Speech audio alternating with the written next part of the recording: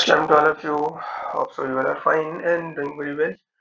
आज की जो ये वीडियो है बेसिकली ये सेकंड लेक्चर ऑफ न्यूरोमेडिसिन है। इससे पहले हमने जो है वो कोमा से रिलेटेड वीडियो बना ली हुई थी, लेक्चर बना लिया हुआ था। उसका आपको रिस्पेक्टिव क्यूआर कोड जो है वो टॉपिक के साथ जो है वो मिल जाएगा। जो हमारा टॉपिक है वो है what is stroke and what is ischaemic attack, और इसकी जो फर्दर क्लासिफिकेशन है वो हमने देखनी है। ठीक है जी। तो विदाउट एनी डिले स्टार्ट करते हैं। सबसे पहले तो आपको पता होना चाहिए कि what is stroke and what is ischaemic stroke. तो इसकी सिंपल सी डेफिनेशन ये है कि देयर इज अ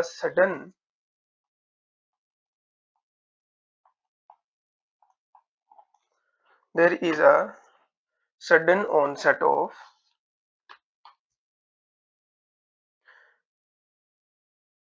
न्यूरोलॉजिकल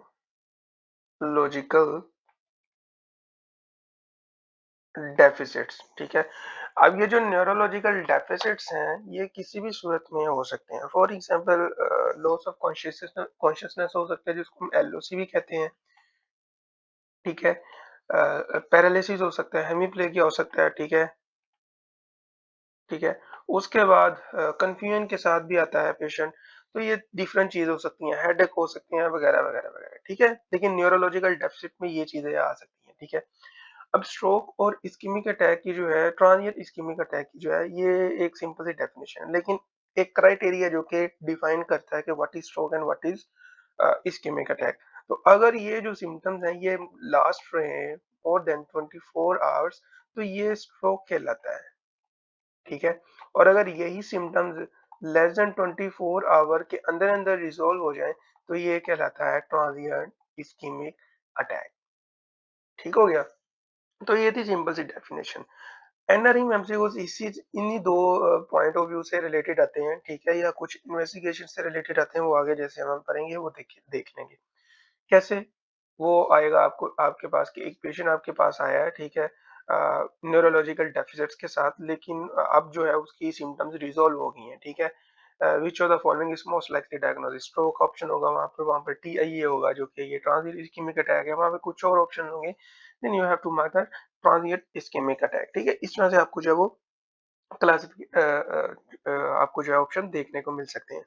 अच्छा, अब इसकी जो सेरेब्रल वास्कुलर डिजीज है, ये बेसिकली हमारे टॉपिक का नाम सेरेब्रल वास्कुलर डिजीज है। इनकी आगे जो है फर्दर क्लासिफिकेशन है। जो स्ट्रोक है वो can be further divided into two type. अब ये जो इस्केमिक स्ट्रोक हो सकता है, या तो ये हेमरेजिक स्ट्रोक हो सकता है। ठीक है। या तो ये इस्केमिक स्ट्रोक हो सकता है, या ये हेमरेजिक स्ट्रोक हो सकता है। अब ये जो ischaemic most of the patient जो है अबाउट 85% जो पेशेंट है वो आपकी इस्कीमिक स्ट्रोक के साथ प्रेजेंट करते हैं। ठीक है। बाकी जो 15% है वो हेमरेजिक स्ट्रोक के साथ जो है वो आपके पास प्रेजेंट करते हैं। ठीक हो गया। उसके बाद इसके एक रिस्क फैक्टर है। रिस्क फैक्टर जो है वो दोनों के डिफरेंट डिफरेंट है। वो हम दोनों के साथ देख लेंगे कि क्या क्या रिस्क फैक्टर है। ठीक हो गया। अच्छा, अब आ जाओ तो ट्रांजिएंट इस्कीमिक अटैक क्या है। ट्रांजिएंट इस्कीमिक अटैक के ऊपर हमने देख लिया कि हमें व्हाट इज टीआईए। तो ट्रांजिएंट इस्केमिक अटैक हमें पता लग गया कि what is transient ischaemic attack. ये sudden onset of neurological deficit होता है जो कि रिजॉल्व हो जाता है विद इन 24 आवर। मैंने 22 लिखा हुआ है। ठीक हो गया। तो इसकी जो सिम्टम्स हैं वो वैसे ही यही है सेम, कि लॉस ऑफ कॉन्शियसनेस होता है। ठीक है। पैरालिसिस के साथ पेशेंट आ सकता है। ठीक है। यूनिलेटरल हेमीप्लेजिया हो सकता है पेशेंट को। ठीक है। Etcetera etcetera. लेकिन ये रिजॉल्व हो जाता है। ये कीवर्ड है कि resolve is within the 24 hour. अच्छा, अब ये इस्केमिक स्ट्रोक होता क्यों है। इस्केमिक स्ट्रोक आप सबको पता है कि आपकी ब्लड वेसल जो है वो आपको आपकी ऑक्सीजन को जो है वो टिश्यू तक पहुंच जाती है। जब एक ब्लड वेसल जो है वो ब्लॉक हो जाएगी तो वो ये जो ऑक्सीजन है वो टिश्यूज को नहीं पहुंच पाएगा। जब टिश्यू को नहीं पहुंच पाएगा तो वहां पर हाइपोक्सिया हो जाएगा। जब हाइपोक्सिया हो जाएगा तो सेल्स को जब ऑक्सीजन नहीं मिलेगी, दैट मीन्स कि एटीपी जनरेशन नहीं होगी। जब एटीपी जनरेशन नहीं होगी तो ओवरऑल आप सबको पता है कि आगे क्या होगा, कि आपके जो मसल हैं वो काम नहीं कर पाएंगे, या जिस चीज का भी इसकी हाइपोक्सिया होगा वो काम नहीं कर पाएगा। तो आपका ब्रेन जो है वो basically it is a very sensitive area. ठीक है। तो जब उसको ऑक्सीजन नहीं मिलेगी तो वो जो एरिया जिस एरिया का इस्कीमिया होगा तो उस एरिया को जो वो जो एरिया है बॉडी का जो पार्ट कंट्रोल कर रहा होगा उसका आपको पैरालिसिस वगैरह या न्यूरोलॉजिकल डेफिसिट वगैरह जो है वो देखने को मिल सकता है। ठीक हो गया? ये मोटी-मोटी होगी पैथोफिजियोलॉजी। ठीक हो गया? अब इसकी कॉजेज़ क्या हैं? इसकी कॉजेज़ हैं thrombotic diseases. Let me right here. तो थ्रोम्बोटिक डिजीज़ेज़ जो हैं वो मोस्ट कॉमन कॉज़ हैं थ्रोम्बोटिक डिजीज़। ये कंट्रीब्यूट करती हैं अबाउट 55%। बहरहाल आपको ये जो रेशियो है, परसेंटेज है, ये याद रखने की ज़रूरत नहीं है। लेकिन थ्रोम्बोटिक डिजीज़ेज़ हैं ये जो मोस्ट कॉमन कॉज़ हैं।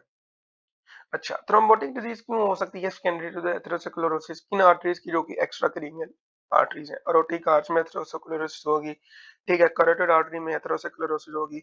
जब वहाँ पे एथेरोस्क्लेरोसिस होगी तो ज़ाहिर-सी बात है वहाँ पर जो है वो ब्लड एक्युमुलेशन होगी, ठीक है? एथेरोस्क्लेरोसिस का जिसने टॉपिक पढ़ा है उसको बेहतर समझ है। तो वहाँ पर जब ब्लड बनेगा या एक क्लॉट बनेगा तो वो रप्चर हो सकता है वहाँ से, अपनी जगह से हिल सकता है। जब वो हिल जाएगा तो वो फिर जाके आपकी ब्रेन में एक्युमुलेट हो जाएगा, किसी भी आर्टरी को जो है वो ब्लॉक कर सकता है, चाहे वो एसीए है, चाहे वो एमसी है, चाहे वो पोस्टीरियर सर्कुलेशन की कोई भी आर्टरी है, स्पाइनल है, बेसिलर है, कुछ भी है।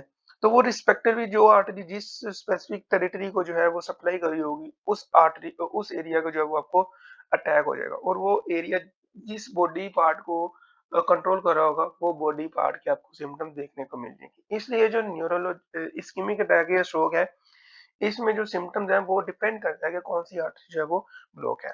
बहरहाल हम अभी काज़िज़ में हैं, आगे क्लिनिकल फीचर्स डिटेल के साथ एक्सप्लेन करेंगे कि क्या-क्या क्लिनिकल फीचर होते हैं। तो थ्रोम्बोटिक डिज़ीज़ में 55% जो है काज़ करती है। उसके बाद आ जाओ तो एम्बोलिक डिज़ीज़,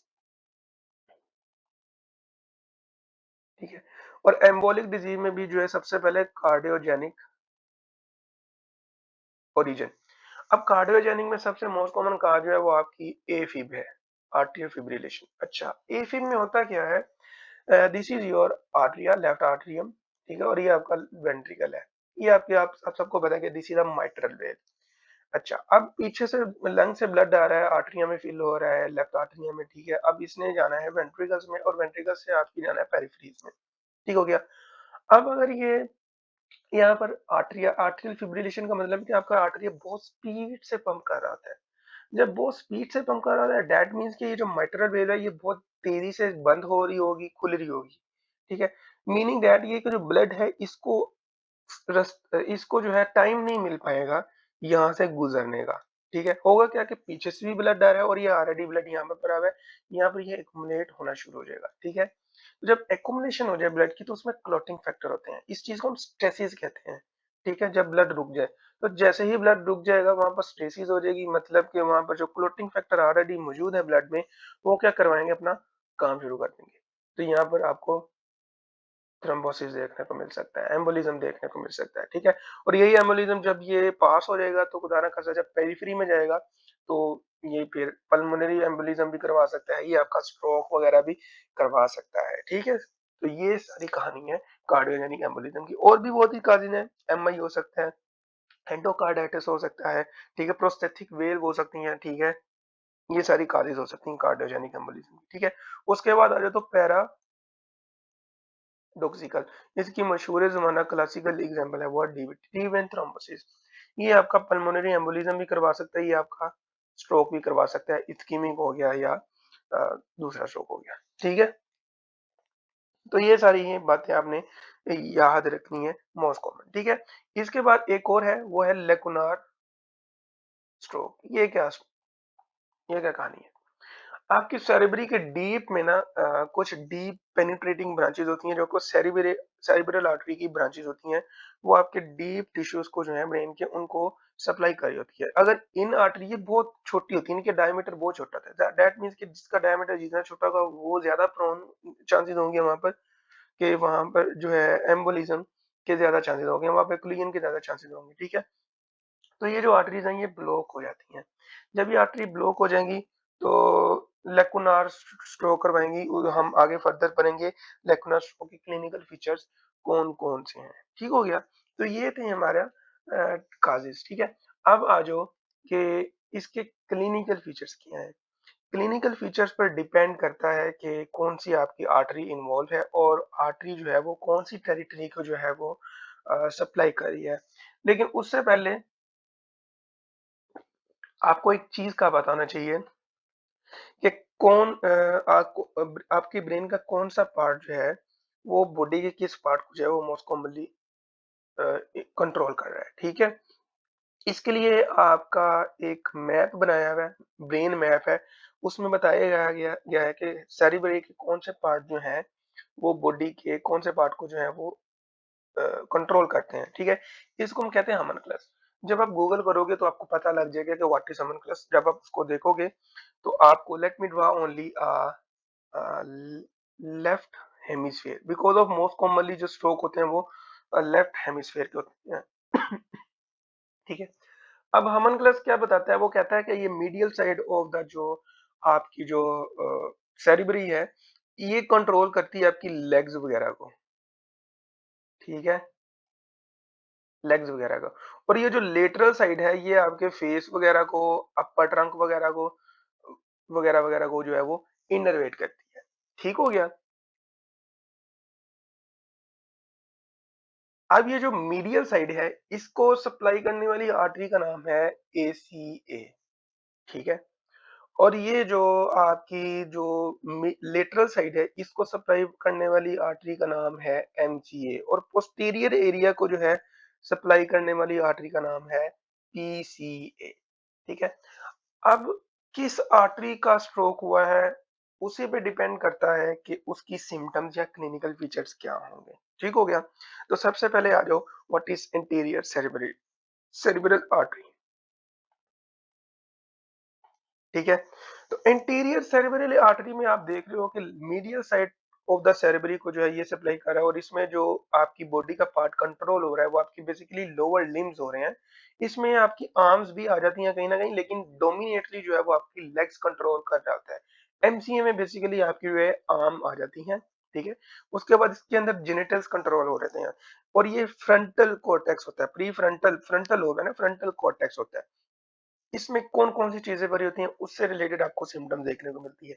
सबसे पहले आ जाओ तो contralateral weakness and sensory loss in the lower limb आपको देखने को मिलता है। Contralateral weakness and sensory loss in legs, our arms. Arm में भी देखने को मिलता है लेकिन डोमिनेटली लेग्स में देखने को मिलता है, ठीक है? अब कॉन्ट्रालेटरल क्यों है? आप सबको पता है कि आपका लेफ्ट ब्रेन जो है वो राइट साइड को कंट्रोल कर रहा है, राइट ब्रेन जो है वो आपके लेफ्ट साइड को कंट्रोल कर रहा है। और हमारी पॉपुलेशन में मोस्टली जो है, जो डोमिनेंट हेमिस्फीयर होता है वो लेफ्ट साइड का ही होता है, ठीक है? तो ये बातें जो है आपने याद रखनी, इसलिए मैंने लेफ्ट साइड का जो है वो बनाया है, ठीक है? अच्छा, अब आ जाओ कि ये जो कॉन्ट्रालेटरल वीकनेस है, उसके बाद हमें क्या देखने को मिलता है? उसके बाद हमें कन्फ्यूजन एंड बिहेवियरल डिस्टर्बेंस देखने को मिलते हैं। ये क्यों देखने को मिलते हैं? वो इसलिए देखने को मिलते हैं कि आपके कॉर्टेक्स में जो है प्रीफ्रंटल कॉर्टेक्स है जो कि मीडियली प्रेजेंट होता है, ठीक है? This is a CEO of your brain. आपके ब्रेन की इंफॉर्मेशन का ये सीईओ है, ठीक है? ये क्या करता है? ये हैंडल करता है एग्जीक्यूटिव फंक्शंस, पर्सनैलिटी वगैरह या सोशल बिहेवियर वगैरह को जो है वो कंट्रोल करता है, ठीक है? अगर ये भी डैमेज हो जाए, जाहिर बात है मीडियल साइड पर है तो ये भी एसी अगर स्ट्रोक हुआ है तो इसमें वो डैमेज होगा, ठीक है? तो होगा क्या, आपको पेशेंट में कंफ्यूजन एंड बिहेवियरल डिस्टर्बेंस देखने को मिलेंगे। एबुलिया एक नाम है सिम्पटम का, that is a classic of the ACA stroke. इसमें क्या होता है कि patient has a lack of will और इनिशिएटिव, लाइक, ठीक है? Like patient take long time to answer, ठीक है? एक गैप ले लेगा, आप क्वेश्चन करोगे लेकिन वो गैप ले लेगा एक आंसर देने के लिए, ठीक है? उसके बाद lack of initiative to move, like वो एक जगह पर खड़ा रहेगा, ठीक है? बहुत देर बाद जो है वो स्टेप लेगा, that is lack of initiative to move. आपका जो मोटर एरियाज है वो आपके यहाँ प्रेजेंट है, वो आपको बताते हैं कि आपकी बॉडी ने क्या करना है क्या नहीं। So that is the CEO of your brain. ये होगी सिम्टम्स। उसके बाद यूरिनरी इनकंटीनेंस आपको देखने को मिलती है, यूरिनरी इनकंटीनेंस देखने को मिलती है। अब यूरिनरी इनकॉन्टिनेंस क्यों देखने को मिलती है? Because of medial he part पर आपका एक पैरासेंट्रल लिब्यूल होता है जिसमें मिक्ट्यूरेशन सेंटर होता है। तो जब मिक्ट्यूरेशन सेंटर भी इन्वॉल्व हो गया एसीए में, तो जो वॉइडिंग का फेनोमेना है वो डिस्टर्ब हो जाएगा। तो जो पेशेंट है उसको पता नहीं चलेगा कि how to avoid how to not. ठीक है, तो यूरिनरी इनकॉन्टिनेंस भी आपको इन पेशेंट में देखने को मिल सकता है।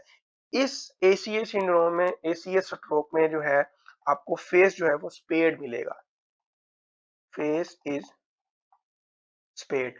फेस स्पेड क्यों मिलेगा? Because of face is present on the lateral side, और लेटरल साइड को कौन सी आर्टरी सप्लाई करी है? MCA, middle cerebral artery. तो ये हो गया हमारे classical features of the ACA. अगर आपके पास अब अगर क्वेश्चन आ जाए कि एक पेशेंट स्ट्रोक का आया है, उसके अंदर कॉन्ट्रालेटरल वीकनेस है, sensory loss in the legs है dominantly, he present with the confusion and behavioural disturbance, और उसको यूरिनरी इनकॉन्टिनेंस भी है, फेस उसका स्पेड है। ठीक है, ये कीवर्ड्स हैं, ये जो सिम्टम्स हैं ये सारे कीवर्ड्स हैं। इनके बगैर अगर तो वो क्लिनिकल सिनेरियो बना रहा है तो इनके बगैर जो है वो एमसीयूज नहीं बना सकता। तो वो पूछेगा which artery is involve in this stroke, ACA, MCA, posterior, basilar, etcetera etcetera, then you have to mark ACA. ठीक है, इस तरह से वो आपको एमसीयू जो है वो पूछ सकता है। ठीक है, इन्वेस्टिगेशन क्या है वो जब हम फीचर्स कर लेंगे सारे के सारे, वो बाद में हम देख लेंगे कि which are the investigation of phases for these patients. ठीक है, ये भी देखेंगे कि क्यों ये इंपॉर्टेंट है, ताकि आपको एक क्लियर कट समझ आ जाए। रट्टा लगवाना होना तो सिर्फ और सिर्फ मैं सिम्टम्स लिखता जाता, बताता जाता, तो ये तो आप भी कर सकते हो, बुक खोलो पढ़ सकते हो, लेकिन मकसूद होता है कि आपको समझ आ जाए कि भाई साहब ये सिम्टम क्यों हो रही है। ठीक है, इस तरह तो आप भी पढ़ लोगे कि भाई कंट्रालेटरल वीकनेस है, सेंसरी लॉस इन लेग, जस्ट भाई क्यों है वो बताना मकसूद है, तो वो मैंने होप्स के बता दिया। बाकी गलतियां हर इंसान से होती हैं, शायद मैंने भी की हूँ। ठीक हो गया। अब आ जाओ कि मिडल सेरिब्रल आर्टरी जो है अगर उसका स्ट्रोक हो जाए तो हमें क्या देखने को मिलता है? तो मिडल सेरेब्री आर्टरी में हमने देखा, लेट मी ड्रॉ होम्योनक्लेचर अगेन।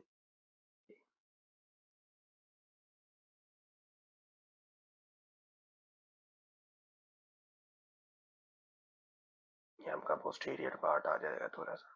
ठीक है, अच्छा। अब है हमारा एमसीए, मिडल सेरेब्रल आर्टरी का stroke. If there is a stroke to MCA, there is a contralateral hemiplegia. Contralateral hemiplegia आपको देखने को मिलेगा। पीछे बताया कि आपकी जो हैंड्स हैं, आर्म्स हैं, वो आपकी लेग जो है वो बेसिकली डोमिनेटली आपका जो मीडियल साइड है वो कंट्रोल कर रहा होता है, लेकिन कहीं ना कहीं ये जो है आपका मीडियल साइड भी जो है वो कंट्रोल कर रहा होता है, लेटरल साइड भी कंट्रोल कर रहा होता है। ठीक है, तो इसमें मोस्टली जो आपका बॉडी का पार्ट है वो लेटरल साइड कंट्रोल कर रहा है, सारी बात है। लोअर लिम्ब जो है वो खाली ये कर रहा है। ठीक है, उसके बाद ऊपर वाला जितने भी है वो ये सारा कर रहा है, आपका फेस हो गया, आईज हो गया, नोज हो गया, माउथ हो गया, वगैरह वगैरह सारा कुछ। ठीक है, ट्रंक वगैरह। तो हेमीप्लेगिया आपको देखने को मिलता है। What is the meaning of hemiplegia? Half side of the body जो है वो पैरालाइज हो जाती है। ठीक है, लेफ्ट साइड का स्ट्रोक की बात हो रही है तो मीनिंग दैट राइट साइड का स्ट्रोक जो है वो डैमेज हो जाएगा। ठीक हो गया, पैरालिसिस हो जाएगा, हेमीप्लेगी हो जाएगा। एक ये सिम्टम होगी। ठीक हो गया। उसके बाद आपको कॉन्ट्रालेटरल हेमी सेंसरी लॉस जो देखने को मिलेगा, हेमी सेंसरी। ठीक है, contralateral hemi sensory loss of arms and face देखने को मिल जाएगा। मतलब कि राइट साइड का आपका जो फेस है वो हेमी सेंसरी लॉस हो जाएगा वहां पर, और आपकी जो आर्म है राइट साइड की उसका भी जो है हेमी सेंसरी लॉस हो जाएगा। बिकॉज ऑफ हम बात करें लेफ्ट की, तो लेफ्ट जो है वो राइट को कंट्रोल करता है। ठीक हो गया। उसके बाद आपको देखने को मिलता है विजुअल डिफेक्ट, और इसमें कौन सा देखने को मिलता है आपको? होमोनेमस हेमिएनोपिया। होमोनेमस हेमिएनोपिया, एंड व्हाट इज दिस? इसमें बेसिकली आपकी जो है लेफ्ट साइड की जो विजन है वो जो है खत्म हो जाती है। ठीक है, ये आपकी आंखें हैं। ठीक है, इसमें जो है लेफ्ट साइड की जो वीएन है वो खत्म हो जाती है। अब आप कहोगे कि भाई साहब ये कॉन्ट्रालेटरल क्यों नहीं है? तो एक बात याद रखिएगा कि क्रेनियल नर्व जितनी भी हैं ऑलमोस्ट वो इप्सिलेटरल जो है वो सिम्पटम शो करवाती हैं। कुछ कॉन्ट्रालेटरल भी करवाती हैं, उसमें हम देखेंगे कि what is crossed hemiplegia and what is uncrossed hemiplegia. ठीक है? तो दूसरी बात ये याद रखनी है कि आपकी जो दो क्रेनियम है, पहली और दूसरी, वो डायरेक्ट एक्सटेंशंस हैं फोर ब्रेन्स की, तो वो कहीं भी जो है वो डिकसेट नहीं होती, इसलिए यही इप्सिलेटरली करवाते हैं। तो लेफ्ट साइड का है, तो लेफ्ट साइड पर अगर ये स्ट्रोक हुआ है, लेटरल साइड पर आपकी ऑप्टिक रेडिएशन पड़ी हुई है। For example this is your eye, और यहाँ आकर ऑप्टिक रेडिएशन पड़ी हुई है। ठीक है? तो अगर ये एरिया इन्वॉल्व हुआ है तो दैट मींस कि ये लेफ्ट साइड की जो है वो वीएन को लॉस करवा देगा। Why there is right intact? Because of right आपका हेमिस्फीयर वो नॉर्मल है, तो राइट साइड की इंटैक्ट है। अच्छा, इसको हम होमोनिमस हेमिनोपिया कहते हैं, meaning that there is a loss of left side vision. अगर हम राइट की बात करें तो आपकी नेजल साइड की, let me draw your nose. ठीक है? तो नेजल साइड की आपकी लेफ्ट साइड, इसको लेफ्ट साइड कहेंगे। और अगर हम लेफ्ट की बात करें तो ये आपका टेम्पोरल एरिया है। ठीक है? तो टेम्पोरल साइड की वीएन जो है ये लॉस्ट होती है, इसको हम कहते हैं होमोनिमस हेमिअनोपिया। ठीक है? तो ये आपको विजुअल डिफेक्ट इसमें देखने को मिलता है। ठीक हो गया? अच्छा, अगर तो लेफ्ट साइड डोमिनेट हो, जो कि हम अभी लेफ्ट साइड की बात कर रहे हैं, तो लेफ्ट साइड में ही आपका लैंग्वेज सेंटर पड़ा होता है। कौन सा लैंग्वेज सेंटर? ब्रोकाज एरिया आपका पड़ा होता है, और आपका वर्निकीज एरिया भी जो है वो पड़ा होता है। तो that is your Broca's and Wernicke's area. अच्छा, ब्रोकाफेजिया हो सकता है, वर्निकिज़ेफेजिया हो सकता है। अब इसको अगर मैं एक्सप्लेन करूँ, let me explain, because of इसमें से भी कभी-कभी जो है वो एमसीक्यू आ जाता है। तो अफेजिया को हम देखते हैं कि व्हाट इज़ अफेजिया और डिसआर्थरिया क्या है। ये दोनों डिफरेंट कंडीशंस हैं। लगता यूं ही है कि बंदा जो है बोल नहीं पा रहा, लेकिन दोनों डिफरेंट कंडीशंस हैं। पहले तो समझ लो कि what is aphasia and what is dysarthria. Aphasia में जो है, जो बंदा जो है वो बोल नहीं पा रहा होता, मसला जो है वो ब्रोका एरिया में हो सकता है या वर्निकीज एरिया में हो सकता है। ठीक है? डिसआर्थरिया में ये है कि लॉस ऑफ आर्टिकुलेशन, आर्टिकुलेशन की प्रोडक्शन नहीं होती। ये बेसिकली आपको अपर मोटर न्यूरॉन पाल्सी में जो है देखने को मिलता है। ठीक है? बहरहाल ये हमारा अलग अलग टॉपिक है, लेकिन हमने देख रहे हैं कि ब्रोकास फिजिया क्या होता है, वर्निकीज फिजिया क्या होता है। This is your brain for example.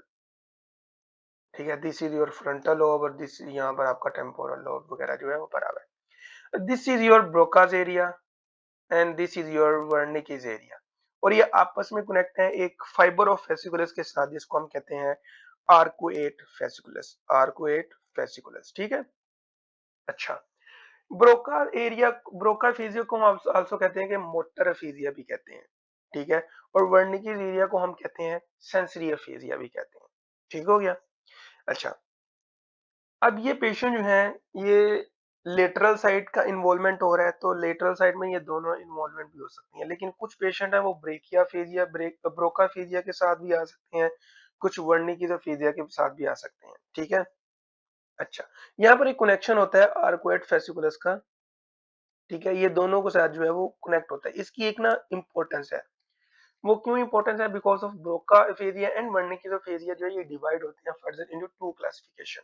The first one is Broca impure, pure broca, और second one is transcortical motor aphasia, TMA.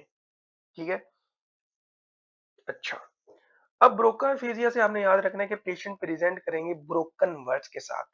ठीक है? लेकिन इनमें कंप्रीहेंशन जो है वो इंटैक्ट रहती है, मतलब इनकी सेंसेस जो है वो नॉर्मली काम कर रही हैं, लेकिन ये मोटर एरिया है ये प्रोड्यूस ही नहीं करवा पा रहा होता वर्ड्स, इसलिए ब्रोकन वर्ड्स के साथ आते हैं। लेट टेक एन एग्जांपल कि आप इस पेशेंट को जो है वो क्वेश्चन पूछते हो कि व्हाट इज योर नेम। ठीक है? वो ब्रोकन वर्ड्स में आंसर देगा, लेकिन आंसर जो है वो मीनिंगफुल देगा, लाइक माय नेम इज ब्ला ब्ला ब्ला। ठीक है? वो इस तरह से आंसर देगा। और जो अगर प्योर मोटर एरिया के पेशेंट हैं तो उनमें क्या होता है कि ये वाला एरिया जो है डैमेज होता है पूरा, कनेक्शन जो है आर्कुएट फेसिकुलस का और साथ में ब्रोका एरिया ये प्रॉपर डैमेज होता है इसमें, ठीक है।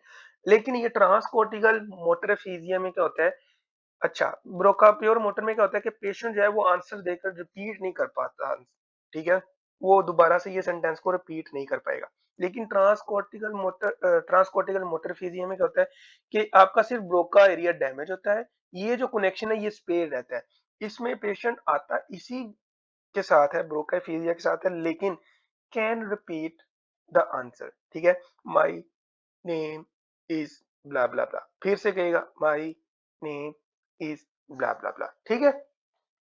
तो वो इस तरह से प्रेजेंट कर सकता है, ठीक हो गया।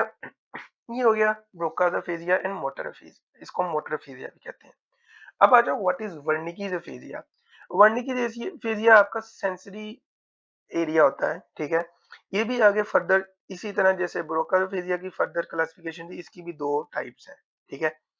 पहले तो ये देख लो कि पेशेंट कैसे प्रेजेंट करते हैं प्योर वर्निकीज में और TSA because of that is sensory, transcortical sensory aphasia.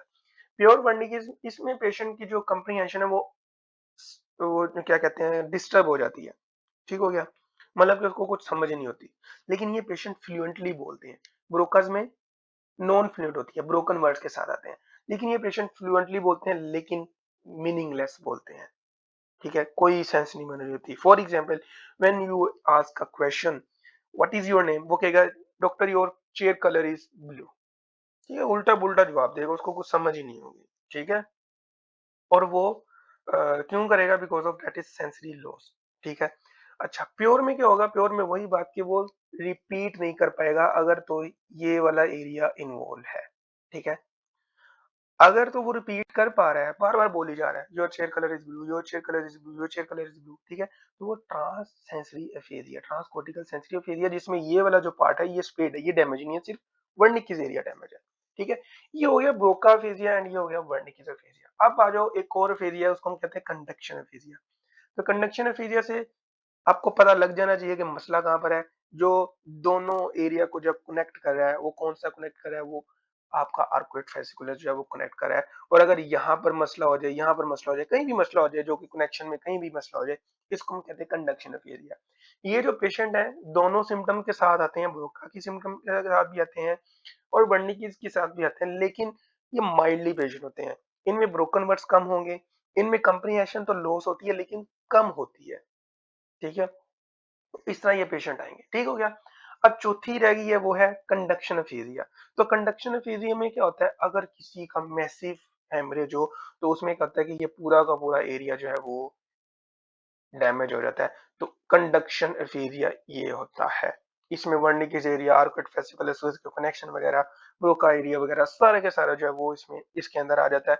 इसको हम कहते हैं ग्लोबल एफेजिया। और इसमें बंदा जो है ना तो उसकी कंप्रीहेंशन होती है, ब्रोकन वर्ड्स होते हैं, डिले के साथ बोल रहा होता है, ब्ला ब्ला ब्ला, ठीक है। तो ये जो चीजें हमें देखने को मिलती हैं, होप सो कि मैंने आपको एक्सप्लेन कर दिया एक अच्छे वे में कि what is Broca's area and what is Wernicke's area और इसकी जो एफेजिया है क्या होते हैं। तो इस तरह से आपके पास पेशेंट आ सकता है। सिर्फ आपने याद रखना है वर्निकेज एफेजिया और ब्रोकाफेजिया के बारे में कि ब्रोकाफेजिया के पेशेंट जो है, मैंने सिर्फ समझाना था लेकिन अच्छे से समझाया, समझाना मकसूद होता है। बाकी आपको एनरी इस तरह से टेस्ट कर सकता है कि पेशेंट आया नॉन फ्लुएंट लैंग्वेज के साथ आया है लेकिन कंप्रीहेंशन इंटैक्ट है, which of the following is most likely Broca aphasia. एक पेशेंट आएगा फ्लुएंटली बोल रहा है लेकिन उसकी जो कंप्रीहेंशन है वो डिस्टर्ब है, वो डैमेज है, which of the following is most likely Wernicke's aphasia. तो इस तरह से आपको जो है वो एमसीक्यूज आएंगे, ठीक है। बहरहाल ये जो टीएमए है या ग्लोबल है या कंडक्शन है, इससे रिलेटेड आपको एमसीक्यूज नहीं पूछे जाएंगे, ठीक है। तो सिर्फ इतना ही पूछा जाएगा, ठीक हो गया। तो ये थे हमारे डोमिनेंट, अगर तो लेफ्ट साइड का, क्योंकि आपकी ये जो लैंग्वेज सेंटर है ये आपके लेफ्ट साइड पर पड़े होते हैं, ठीक है। और अगर राइट साइड पर, राइट साइड का अगर डैमेज हो तो आपको देखने को मिलता है वेदो स्पेशल डिस्टर्बेंस देखने को मिलती है, like patient can not dress, gait loss वगैरह वगैरह। फॉर एग्जांपल वही पेशेंट अगर राइट साइड का एमसी हो तो वो क्या करेगा कि वो लेफ्ट साइड से जो है खाना नहीं खाएगा, ठीक है, left side of plate, like हम इसको डिवाइड करते हैं, ठीक है, वो सिर्फ राइट साइड से खाना खाएगा, वो इसको हम कहते हैं वे स्पेशल डिस्टर्बेंसेस हो जाते हैं, वो समझेगा कि ये वाला साइड जो है ये बिलोंग ही नहीं करता। इसी तरह वो अपनी बाजू को भी समझेगा कि ये साइड जो है बिलोंग बिलोंग ही नहीं करती, ठीक है। तो patient can not dress get lost, इस तरह की जो सिम्टम्स इसको देखने को मिल सकती हैं, लेकिन ये थोड़ी कम जो है सीवियर डिजीज है रादर देन लेफ्ट साइडेड, क्योंकि उसमें बहुत चीजें आपकी आ जाती हैं। ठीक हो गया। तो ये थी हमारी एमसीए, अगर मीडियल सेरेब्रल आर्टरी जो है वो इन्वॉल्व हो जाए उसकी सिम्टम्स। ठीक हो गया। अब आ जाओ पोस्टीरियर सेरेब्रल आर्टरी, ठीक है, वही बात, पोस्टीरियर साइड पर आपका ऑक्सीपिटल लोब होता है। ऑक्सीपिटल लोब जो है फिर आप सबको पता है कि क्या करता है, आपकी जो बिनाई है उसका सेंटर है, उसका ग्रिड स्टेशन है, ठीक है, लाइक टेम्पोरल लोब में आपके जो ईयर्स हैं उनका स्टेशन बना हुआ है, ठीक है। आपके हॉस्पिटल लॉ में जो है आपकी जो आई का स्टेशन है वो बना हुआ है। आपके फ्रंटल कॉर्टेक्स में जो है आपकी पूरी बॉडी के मोटर कॉर्टेक्स पड़े हुए हैं, pre frontal cortex, sensory motor cortex पड़े हुए हैं, ठीक है, एटसेट्रा एटसेट्रा। तो पोस्टीरियर सर्कुलेशन जो है पीसीए, अगर ये इसमें स्ट्रोक हो जाए तो कौन सी सिम्टम्स आपको देखने को मिलती है, तो इसमें भी आपको कॉन्ट्रालेटरल हेमियोनोमस हेमियोनोपिया देखने को मिलता है। एमएस हेमी अनोपिया देखने को मिलता है विथ स्पेयर्ड मैक्यूलर मैक्यूला, ठीक है, स्पेयर्ड मैक्यूला। अब ये स्पेयर्ड मैक्यूला क्यों देखने को मिलता है, बिकॉज ऑफ आपका मैक्यूला है वो एमसीए भी सप्लाई करता है और पीसीए भी सप्लाई करता है। ठीक हो गया। तो अगर एमसीए सॉरी पीसीए अगर ब्लॉक हो गया तो एमसीए तो सप्लाई मिल रही है, तो इसमें जो पेशेंट आते हैं ये होमोनेमस हेमिनोपिया के साथ तो आते हैं लेकिन मैक्यूला स्पेयर होता है, like look let me draw, ठीक है, वो इस तरह आते हैं, उनकी जो सेंट्रल वेन है वो इंटैक्ट रहती है, लॉस नहीं रहती, ठीक है, इस तरह से आपको देखने को मिलता है। ठीक हो गया। उसके बाद चूंकि ये ओसिपिटल लोब को इन्वॉल्व करता है, तो आपने ये बात याद रखी कि पीसीए जो है अगर ओसिपिटल लोब को इन्वॉल्व कर रहा है तो सारी की सारी सिम्टम जो होंगी वो आपकी जो है आई से वीएन से रिलेटेड होंगी, तो इसमें विजुअल हेलुसिनेशन भी देखने को मिलती है, ठीक है, विजुअल हेलुसिनेशंस, ठीक है। उसके बाद विजुअल एग्नोसिया देखने को मिलता है। What is visual agnosia? Visual agnosia से मतलब ये है, अच्छा, आपका जो ओसिपिटल लोब है, आपके जितने भी लोब्स हैं आपके ब्रेन में, टेम्पोरल लोब हो गया, ऑक्सीपिटल लोब हो गया, ये आपस में इंटरकनेक्टेड है, ठीक है। ये आपस में वर्निकीज एरिया के साथ कनेक्टेड है, और वर्निकी एरिया आगे फिर ब्रोका के साथ कनेक्ट है। For example just draw, this is your occipital lobe, ठीक है, आपकी ये आंख है, ठीक है, आपकी ये आंख कनेक्ट है ऑक्सीपिटल लोब के साथ, जारी बात है ये स्टेशन है। अभी जो ऑक्सीपिटल लोब है इसके कनेक्शन आ रहे हैं टेम्पोरल लोब से भी, ठीक है, ठीक है। अब ये जो आपका ऑप्टिक सेंटर है ये आगे कनेक्ट है वर्निकीज एरिया के साथ भी, और वर्निकीज एरिया फिर जारी बात है ब्रोका एरिया के साथ कनेक्ट है। अब ये विजुअल एग्नोसिया को समझा रहा हूँ कि क्या होता है। हम पेशेंट को कहते हैं कि ड्रा एनीथिंग ड्रा, और हम उस पेशेंट को दिखाते हैं, कोई चीज दिखाते हैं, लाइक लाइक कीज हम उसको दिखाते हैं, वो देख तो पा रहा होता है, ठीक है, उसकी नजर जो है वो ठीक होती है, उसका हॉस्पिटल सेंटर जो है वो ठीक होता है, ठीक है, दूसरी आई का, ठीक है, ये sorry, let me draw another eye ताकि आपको कंफ्यूजन ना हो, क्योंकि इसमें हॉस्पिटल लोब इन्वॉल्व हो रहा होता है। अच्छा, आपके ये जो फॉर एग्जाम्पल राइट साइड तो ठीक है ना, राइट साइड से वो देख तो रहा होता है, लेकिन ये राइट साइड जो है वो लेफ्ट साइड से कट आउट होती है, because of there is a left side का स्ट्रोक होता है। तो जब लेफ्ट साइड डैमेज है तो आपका जो ब्रोकाज और वर्निकीज एरिया है वो यहीं पर बने हुए हैं, तो ये इन्फॉर्मेशन वहां पर नहीं जा सकती, लेफ्ट साइड तो वैसे ही डैमेज है ना, राइट साइड से चले वो देख रहा है। ठीक है, फॉर एग्जाम्पल हम उसको की दिखाते हैं, तो वो जो इन्फॉर्मेशन है वो आगे एनालाइज नहीं हो पाएगी, जब एनालाइज नहीं हो पाएगी तो वर्निकीज एरिया जो है वो उसको नहीं बता पाएगा, सेंस नहीं कर पाएगा कि आया कि उसने जो चीज देखी है वो एक्चुअल में है क्या, वो सिर्फ उसको दे देगा, नाम दे देगा कि ये टीथ लाइक कोई मेटल ऑब्जेक्ट है, एटसेट्रा एटसेट्रा, जब तक वो उसको टच करके नहीं बताएगा, क्योंकि उसकी टच सेंसेशन जो इंटैक्ट होती है, जब वो टच करेगा तो उसको समझ आ जाएगी कि हाँ, क्योंकि उसने फ्यूचर में कीज देखी होती हैं, तो उसको समझ आ जाएगी कि दीज आर द कीज। तो ये होता है विजुअल एग्नोसिया। अच्छा, एक और एग्जांपल उसको हम कहेंगे कि ड्रा, ठीक है, वो हम उसको कहेंगे एबीसी लिखो, एबीसी लिखेगा, लेकिन हम उसको कहेंगे कि पढ़कर सुनाओ, वो पढ़कर नहीं सुना पाएगा, बिकॉज ऑफ वो राइट साइड से देख तो रहा होता है, लेकिन वो जो इंफॉर्मेशन है वो ब्लॉक है, because of there is a left sided stroke. ठीक है, इसलिए ये जो आपके लोब्स हैं वर्निकेज एरिया के साथ कनेक्ट होते हैं आगे ब्रोकास एरिया के साथ। अब ये जब डैमेज होगा, तो ये डैमेज होने के बाद जो है ये इंफॉर्मेशन आगे नहीं जा पाएगी। जब आगे नहीं जा पाएगी तो जाहिर बात है ये राइट आई जो है ये देख तो पा रही होती है, लिख भी रही होती है, लेकिन अनएबल टू रिकॉग्नाइज और discriminate, that is your visual agnosia. ठीक हो गया। तो ये हमें देखने को मिलता है एलेक्सिया विदाउट एरेग्राफिया, इसको हम एलेक्सिया एंड एलेक्सिया विदाउट एग्राफिया कहते हैं। और अगर कोई ऑब्जेक्ट हम दिखाएं तो वियल इग्नोसिया इसको हम कहते हैं, इनएबिलिटी टू रिकॉग्नाइज, देखो ना की को रिकॉग्नाइज नहीं कर रहा, और डिस्क्रिमिनेट, ठीक है, इसको हम कहते हैं वियल इग्नोसिया। ठीक है, तो ये थी सिम्टम्स पोस्टीरियर सेरेब्रल आर्टरी की। ठीक है, let me clear the stroke of this page and move on next.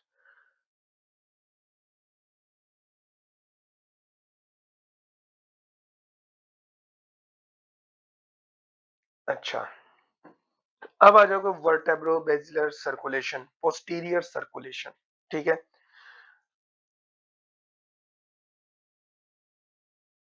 तो पोस्टीरियर सर्कुलेशन में हमने देखना है कि वर्टेब्रो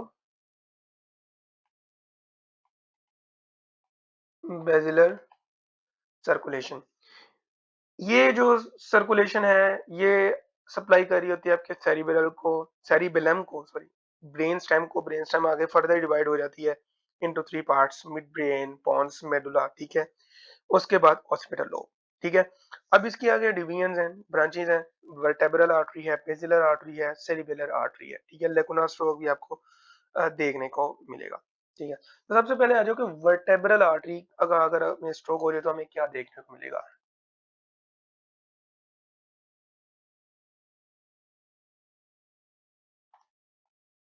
तो वर्टेब्रल आर्टरी अगर डैमेज हो या स्ट्रोक हो तो हमें वेलनबर्ग सिंड्रोम देखने को मिलेगा।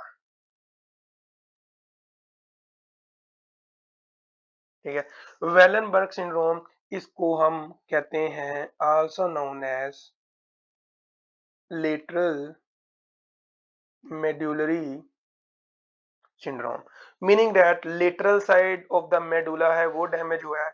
और आपको पता होना चाहिए कि अगर lateral side of the damage हुआ है मेडुला तो वहां पर कौन कौन सी चीजें भरी हुई हैं, उसके अकॉर्डिंग ही इसकी सिम्टम्स होगी।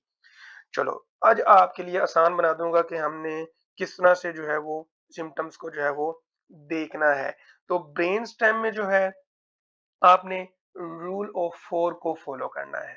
ठीक है, गौर से सुनना है क्या है, क्योंकि अगर ये आ गया तो पक्के दो तीन एमसीक्यूज आपके एनआर के जो है वो हो जाएंगे सॉल्व। ठीक है, रूल ऑफ फोर एम्स याद रखना है आपने। करेनियन नाभ आपकी कितनी है, 12 होती है। ठीक है, पहली दो को निकाल दो because of there are direct extension of the forebrain, पीछे रहेगी 3 से 12। ठीक है, 3 से 12 में से आपने ऐसी नर्व्स जो कि 12 पर डिवाइड हो रही हैं उनको आपने प्लेस कर देना है मीडियली। ठीक है, this is your brain stem, late me draw, this is your brain stem. ठीक है,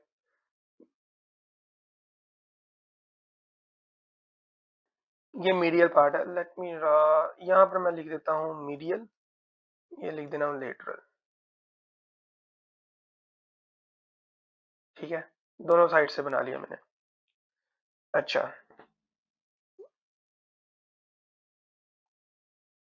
ये मीडियल होगी, ये लेटरल होगी, सिंपल।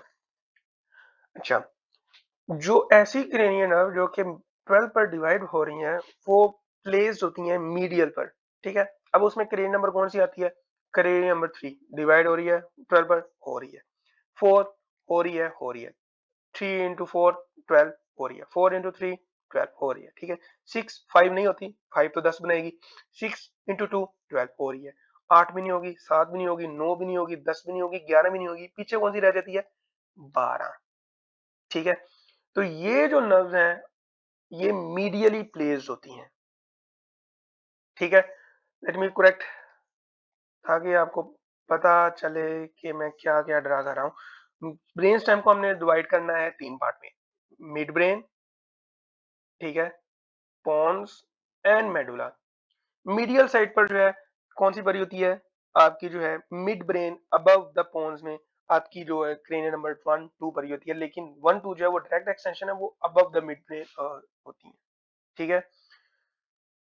मिड ब्रेन में होती हैं, लेकिन वो जो है मीडियली प्लेस नहीं होती, वो डायरेक्ट एक्सटेंशन होती है।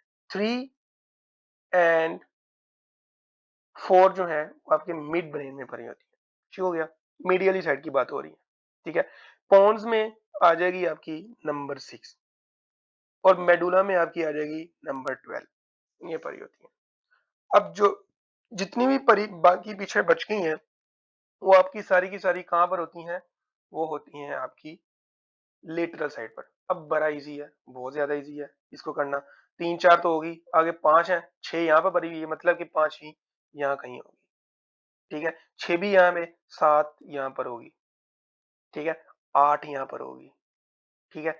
बाकी य 9, 10, 11, 9, 10, 11, ठीक है? ये आपकी मेडुला में होती है, ठीक है? बहरहाल आपने ये याद रखना है कि जो नर्व जो है वो 12 पर डिवाइड होती हैं, वो मीडियली प्लेस होती हैं, बाकी जो नर्व्स हैं वो आपकी प्लेस होती हैं इधर, ठीक है? अगर आप किसी पेशेंट को मीडियली मेडुलरी सिंड्रोम हो जाए या लेटरल मेडुलरी सिंड्रोम हो जाए, ठीक है? तो मेडुला का ये वाला पार्ट जो है वो डैमेज हो रहा है।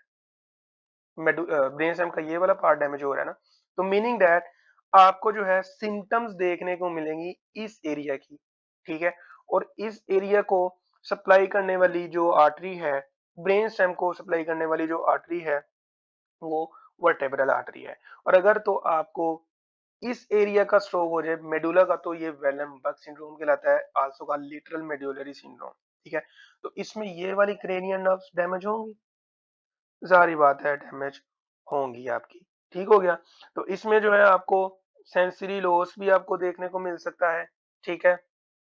इसकी जो सिम्पटम्स हैं, कौन-कौन सी सिम्पटम्स हैं? इसमें आपको sensory loss of ipsilateral face and contralateral limbs, sorry, पहले मुझे यहाँ पर आपको रूल ऑफ 4 प्रॉपर बताने दो ताकि आपको समझ आ रही, कन्फ्यूजन ना हो आपको समझने में। अच्छा, ये हो गया हमारा क्रेनियल नर्व्स।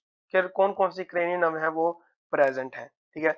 4 क्रेनियल नर्व जो हैं प्रेजेंट हैं इन मीडियल साइड और इसके मोटर न्यूक्लियर भी आपके प्रेजेंट होते हैं, ठीक है? अब कौन-कौन से मोटर पाथवे जो है प्रेजेंट हैं, मोटर स्ट्रक्चर प्रेजेंट है, वो तो आपने एम से याद रखना है, ठीक है?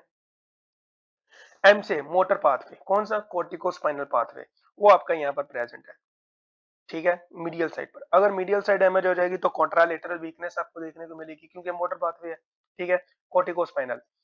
उसके बाद मीडियल लेमिनिस्कस पाथवे आपका प्रेजेंट है। अब ये जो मीडियल लेमिनिस्कस पाथवे है, ये क्या करता है? ये आपकी जो वाइब्रेशन है प्रोप्रियोसेप्शन को लेके आता है फ्रॉम द कॉन्ट्रालेटरल साइड। अगर ये डैमेज हो गया तो आपको contralateral loss of vibration and proprioception देखने को मिलेगा। मीडियल लेमिनिस्कस पाथवे, ठीक हो गया? उसके बाद आ जाओ तो मीडियल लॉन्गिट्यूडिनल फेसिकुलस एमएलएफ जिसको हम कहते हैं। ये आपका जो कनेक्ट ये आपके 8 नर्व न्यूक्लियस के साथ भी कनेक्ट होता है, ये आपके सेरिबेलम के साथ भी कनेक्ट होता है। अगर ये डैमेज हो जाए तो ये इंटरन्यूक्लियर आईएनओ करवा देगा, इंटरन्यूक्लियर ऑप्थेल्मोप्लेगिया, ठीक है? उसके बाद motor nuclei of the cranial nerve जो कि हमने ऑलरेडी डिस्कस कर लिया। ये था मोटर पाथवे आपका पड़ा होता है मिड में। अब लेटरल पर आपका जो पड़ा होता है वो पड़ा होता है सेंसरी पाथवे। तो सेंसरी पाथवे में आपने याद रखना है एस से स्पाइनोसेरिबुलर पाथवे पड़ा होता है, ठीक है? अब ये जो स्पाइनोसेरिबुलर पाथवे है ये इप्सिलेटरल करवाता है। क्यों इप्सिलेटरल करवाता है? आपने एक बात याद रखनी है कि सेरिबेलम के जो फाइबर्स हैं वो 2 टाइम डिकसेट होते हैं, ठीक है? फर्स्ट टाइम डिकसेट होंगे तो कॉन्ट्रालेटरल करवाएंगे और यही फाइबर जो है वो अगेन डिकसेट हो जाएंगे, तो जारी बात है वो ये सेम साइड पर आ गए ना, ठीक है? तो ये 2 टाइम जब डिकसेट होंगे तो ये इप्सिलेटरल जो है वो एटेक्सिया करवाएंगे, ठीक है? स्पाइनोथैलेमिक पाथवे डैमेज होगा, लेटरल साइड पर पड़ा हुआ है। अगर ये डैमेज हो तो ये थैलेमिक पाथवे जो है ये क्या करवाता है? ये पेन एंड टेम्परेचर को जो है रेगुलेट करता है ऑन द कॉन्ट्रालेटरल साइड, ठीक है? उसके बाद sensory nucleus of the V 5 V जो है क्रेनियल नंबर वी 5 जिसको हम कहते हैं ट्राइजेमिनल नर्व, ये पड़ा होता है और ये सेंसरी इनर्वेशन आपके फेस को दे रही होती है, ठीक है? उसके बाद सिंपैथेटिक पाथवे होता है, ठीक है? जो कि आपके इप्सिलेटरल हॉर्नर सिंड्रोम करवाता है। सिंपैथेटिक पाथवे भी जा रहे होते हैं साथ-साथ, तो वो हॉर्नर सिंड्रोम करवा देगा। हॉर्नर सिंड्रोम जो है टोसिस, मियोसिस और एनहाइड्रोसिस के साथ जो है वो आता है। ठीक हो गया? अब आ जाओ कि हमारी जो है सिम्पटम्स हमने कैसे देखनी है। रूल ऑफ ओक को आपने देख लिया कि 4 नर्व्स होती हैं, 3 नर्व, 4 ही आपके मोटर पाथवे प्रेजेंट होते हैं मिडल साइड पर, लेटरल साइड पर सेंसरी पाथवे जो प्रेजेंट होते हैं 4 हमने देख ली कि स्पाइनोथैलेमिक, स्पाइनोसेरेब्रल, ठीक है। उसके बाद जो है सिम्पैथेटिक पाथवे जो है वो आपका परा हुआ होता है, ठीक है। अच्छा, अब आ जाओ इसकी सिम्पटम्स के। वर्टेब्रल आर्टरी अगर डैमेज हो रही है तो वेलनबर्ग सिंड्रोम करवाएगी, लेटरल मीड्यूलरी स्ट्रोक करवाएगी। इसमें आपको सेंसरी लॉस देखने को मिलेगा ipsilateral because of their is a involvement of trigeminal nerve, ठीक है। उसके बाद लेटरल साइड का स्ट्रोक है तो दैट मींस कि लेटरल साइड पर आपका जो पाथवे पड़ा हुआ है, सेंसेशन का पाथवे पड़ा हुआ है, ठीक है। पेन एंड टेम्परेचर को रेगुलेट करने वाला पड़ा हुआ है, ठीक है।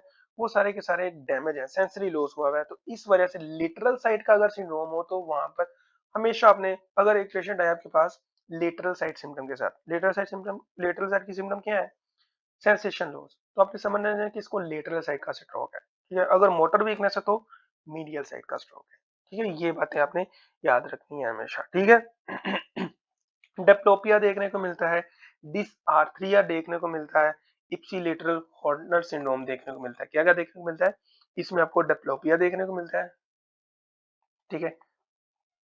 डिसआर्थरिया देखने को मिलता है, ठीक है। डिसफेगिया बिकॉज ऑफ, आपको पता है कि 9, 10, 11 वगैरह सारी डैमेज हो रही हैं, तो डिसफेगिया वगैरह, डिसआर्थरिया वगैरह देखने को मिलता है, ठीक है। उसके बाद हॉर्नर सिंड्रोम आपको देखने को मिलता है, that is a combination of triad of 3, जिसमें आपको टोसिस, उसके बाद एनहाइड्रोसिस और आपको जो है मियोसिस देखने को मिल सकता है। टोसिस, एनहाइड्रोसिस और आपको जो है मियोसिस देखने को मिल सकता है। पिन पॉइंट पेपर आपको देखने को मिल सकता है, ठीक हो गया। ये तो वर्टेब्रल आर्टरी, वेलनबर्ग सिंड्रोम जिसको हम लेटरल मेड्यूलरी सिंड्रोम भी कहते हैं। क्यों इसमें सिम्टम जो है वो लेटरल साइड को होती है, वो हमने रूल ऑफ फोर से समझ लिया है। अगर किसी को पे भी कंफ्यूजन है वो पूछ सकता है, कमेंट सेक्शन में पूछ सकता है, कहीं भी पूछ सकता है। You can ask on email the given in, आपको ईमेल कहीं भी मिल जाएगी, ठीक है। आप वहां पर आप तक कर सकते हैं, ठीक है। बहरहाल बेस्ट जो है वो कमेंट सेक्शन में पूछना है। अच्छा, बेसिलर आर्टरी का अगर स्ट्रोक हो जाए, अब ये वर्टेब्रल आर्टरी है, अगर बेसिलर आर्टरी का स्ट्रोक हो जाए तो हमें क्या देखने को मिलेगा, ठीक है। तो बेसिलर आर्टरी का स्ट्रोक हो जाए तो हमें पिपुलरी चेन देखने को मिलेगा। अब जो बेसिलर आर्टरी है वो पोन्स एंड मेडुला को तक को सप्लाई करती है, ठीक है, लाइक दिस एरिया यूं सप्लाई कर रही होती है, ठीक है। अगर तो मिड ब्रेन डैमेज है तो आपको डायलेटेड पिपल देखने को मिलेंगे। मिड ब्रेन, इसको हम मिडियासिस से याद कर सकते हैं कि अगर मिडियासिस हुई हुई है मिड ब्रेन है, ठीक है। और अगर इसको डायलेटेड पीपल कहते हैं, ठीक है। और अगर पोन्स है तो पिन पॉइंट पीपल हमें देखने को मिलता है जिसको हम कहते हैं मियोसिस, अलोंग विद क्वाड्रिप्लेगिया, ठीक है। अभी जो बेसिलर आर्टरी है ये लेटरल साइड को भी कर रही होती है, ये मीडियल साइड को भी जो है सप्लाई कर रही होती है, तो क्वाड्रिप्लेगिया आपको देखने को मिल सकता है। सेंसरी लॉस भी होगा उसमें, उसमें जो है मोटर एरिया सारा का सारा जो आपकी बॉडी का जो है वो भी डैमेज हो जाएगा, ठीक है, इन्वॉल्व हो जाएगा। इसमें क्रेनियल नर्व पाल्सी आपको देखने को मिलती है। देखो इसमें बहुत ज्यादा क्रेनियल नर्व्स आ रही हैं, इन्वॉल्व हो रही हैं, 6, 12, 5, 7, 8, 9, 10, 11, ये सारी की सारी क्रेनियल नर्व की जो है वो पाल्सी आपको देखने को मिलेगी। लॉक्ड इन सिंड्रोम आपको देखने को मिलेगा, क्लासिक ऑफ बेसिलर आर्टरी, ठीक है। बेसिलर आर्टरी में आपको लॉक्ड इन सिंड्रोम देखने को मिलेगा। इसमें पेशेंट की आंखें जो हैं वो ओपन तो होती हैं लेकिन वो रिस्पॉन्स नहीं कर पा रहा होता, अवेयर बट रिस्पॉन्स नहीं कर पा रहा होता। आप उसको चूंटी काटोगे वो रिस्पॉन्स नहीं करेगा, लेकिन उसकी आंखें जो है वो सलामत होती हैं। हाँ, आंखों से आप उसके साथ, उस बंदे के साथ जो है वो बातें कर सकते हो, ठीक है, आई मूवमेंट्स के थ्रू, ठीक है। ये कोमा का पेशेंट नहीं होता, कोमा के पेशेंट में आंखें भी बंद होती हैं। तो ये डिफरेंस है लॉकड इन सिंड्रोम और कोमा के पेशेंट में। कोमा के पेशेंट में आपका जो रेटिकुलर सिस्टम, ब्रेन स्टेम में जो पड़ा है वो डैमेज हो जाता है, ठीक है। बहरहाल इसमें ये जो है इंटैक्ट रहता है। ठीक हो गया, ये हो गया हमारा लॉकड इन सिंड्रोम। अब आ जाओ व्हाट इज, अगर सेरिब्रल आर्टरी डैमेज हो तो सेरिब्रल आर्टरी जो है वो बेसिकली आपके सेरिबेलम को जो है वो सपोर्ट कर रही होती है। तो अगर सेरिबेलम आपका डैमेज हो तो आपने एक बात याद रखनी है कि अगर आपका सीईओ आपका फ्रंटल है, प्रीफ्रंटल कॉर्टेक्स है, तो असिस्टेंट सीईओ जो आपका सेरिबेलम है, ये आपकी जो मूवमेंट है उनको कैलकुलेट करता है। यू कैन से कि सेरिबेलम जो है आपका फ्यूचर जो है वो देख सकता है। वो कैसे? फॉर एग्जांपल अगर मैं बैठा हूँ, आप सोच रहे हो कि मैंने चलना है अभी 2-3 मिनट बाद, ये सेरिबेलम करवा रहा है सारा कुछ, ठीक है? वो सेरिबेलम आपको रेडी करवा रहा है कि अब इसने 2-3 मिनट बाद चलना है, ठीक है? तो ये 2-3 बाद जो चलना है, ये अभी अभी हो तो नहीं गया ना, तो ये फ्यूचर कहलाता है। तो cerebellum can predict your future, 2-3 बाद बाद मैंने चलना है, या फॉर एग्जांपल आप बैठे हुए हो, आपने प्लान बनाया हुआ है कि यार हमने बाहर घूमने जाना है, तो वो सेरिबेलम के अंदर इंफॉर्मेशन कलेक्ट हो चुकी है, तो वो प्रिडिक्ट कर रहा है, ठीक है? तो ये बातें हैं, अल्लाह ताला ने इतना अच्छा हमारे ब्रेन को जो है वो निज़ाम बनाया हुआ है, सोचने वाली बातें हैं कि कितना हमारी सोचों से भी ऊपर वाला काम है, ठीक है? तो cerebellum can predict your future. तो अगर सेरिबेलम जो है बेसिकली ये मूवमेंट को कंट्रोल करता है, बट टैगो आपको देखने को मिल सकता है बिकॉज़ ऑफ ये जो 8 नर्व जो है, ये आपके इसके फाइबर जो है सेरिबेलम से पास होते हैं, ठीक है? एमएलएफ मीडियल लॉन्गिट्यूडिनल फेसिकुलस के पार्ट में फाइबर जो है, ये भी कनेक्टेड होते हैं, इंटरकनेक्ट होते हैं। ठीक है, नोज़िया वोमिटिंग आपको देखने को मिलता है, सारी बात है, वर्टिगो आपको देखने को मिलेगा, तो नोज़िया वोमिटिंग देखने को मिलेगा, निस्टिगमस देखने को मिल सकता है, इप्सिलेटरल एटेक्सिया। इप्सिलेटरल क्यों? वही बात, अगर सेरिबेलर की बात हो रही है, सेरिबेलम की बात हो रही है, तो उसके फाइबर जो है वो 2 टाइम डिकसेट होते हैं, तो जब 2 टाइम डिकसेट होंगे तो वो सेम साइड पर आ जाएँगे, ठीक है? तो ये था सेरिबेलर आर्टरी। लेकुनर स्ट्रोक हो, जो हमने बात बताया कि डीप पेनिट्रेटिंग आर्टरीज होती हैं, उनका स्ट्रोक हो जाए तो हमें क्या चीजें देखने को मिलती हैं? हमें सिंड्रोम देखने को मिलते हैं, 5 major syndrome. Pure motor weakness देखने को मिलती है, ठीक है? प्योर हेमीप्लेगिया, हाफ साइड का पैरालिसिस हो जाएगा। प्योर हेमिएनेस्थीसिया मतलब कि सेंसरी लॉस हो जाएगा, हेमिएनेस्थीसिया देखने को मिल जाएगा। थर्ड वन इज डिसआर्थरिया देखने को मिल जाएगा, क्लमजी हैंड सिंड्रोम इसको हम कहते हैं, एटेक्सिक हेमीप्लेजिस देखने को मिल जाएगा, ठीक है? मिक्स सेंसरी मोटर ये देखने को मिल जाएगा। बहरहाल लेकुनर स्ट्रोक जो है ये नहीं इतना आता, ये बिल्कुल ही नहीं आता, इसके क्वेश्चन अभी तक नहीं देखे आपने, ठीक है? तो ये था हमारा